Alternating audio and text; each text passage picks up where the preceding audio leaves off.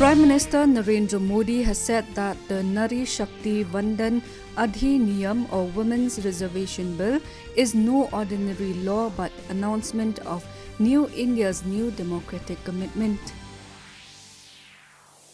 Indian medical graduates can now pursue post-graduation and practice in countries like the US, Canada, Australia and New Zealand.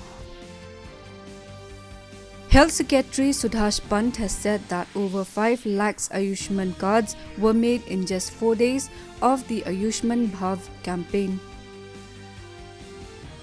Prime Minister Narendra Modi will interact with Team G20 at Bharat Mandapam today evening. Young Indian wrestler Antim Panghal secured a bronze medal in the women's 53 kg category at the ongoing World Championships in Belgrade, Serbia yesterday.